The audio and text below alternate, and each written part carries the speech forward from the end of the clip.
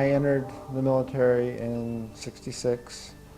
My basic training would have been in San Antonio. From there, I went to Altus Air Force Base in Oklahoma. From there to Vietnam, from Vietnam to Greece, and was discharged honorably in Greece and returned back to the States. This was, as you know, 30 years or more ago. This happened in Altus, Oklahoma on a SAC Air Force Base. I was guarding a B-52.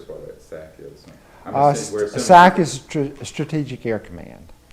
I was on guard duty guarding a B-52 bomber in the bomber area, which is divided in two sections with what we call the hurry house in the middle, and that's where the officers and the flight crew stay on ready if they're on alert to disperse to the planes quickly.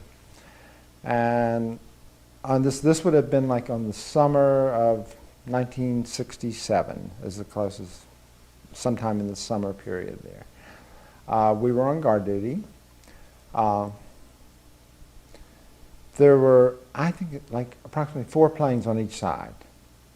And it would have been at night, probably late, midnight to probably sometime in the morning, between that period of time, when over one of the B-52s, which were armed with nuclear weapons, there appeared a bluish haze, almost in the form of a boomerang or a wing shape.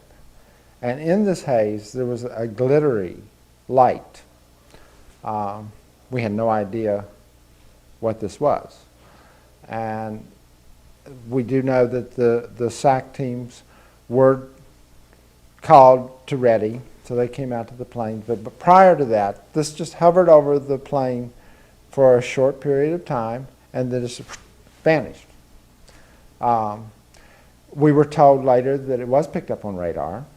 It wasn't as if you actually saw it glide away. It was like in a wisp, it was gone. It covered most of the wingspan of a B-52. Now, what that would be in feet or meters or anything like that, I have no idea. But it was large.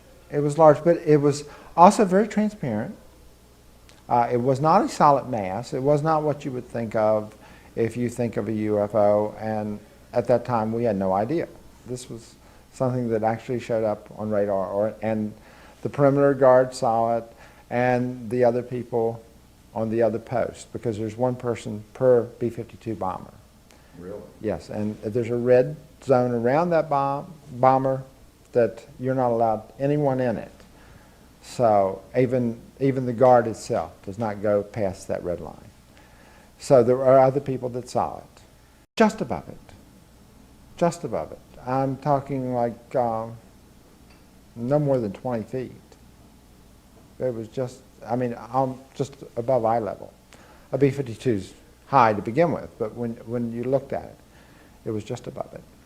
The alarm in the hurry house must have went off because they came out to the planes. And what did they do?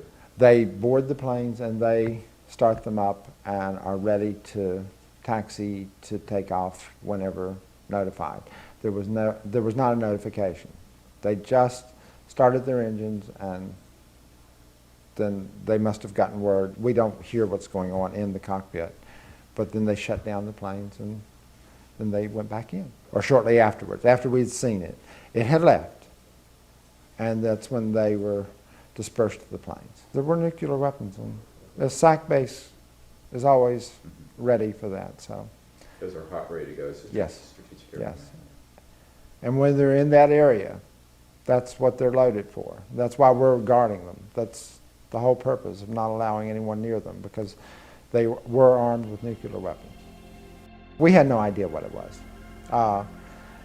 I still have no idea what it was, other than it was a mist in the shape of a boomerang that had glitter in it. we'd never seen anything like this. Yeah, so it was unusual. It was something that we were mystified by.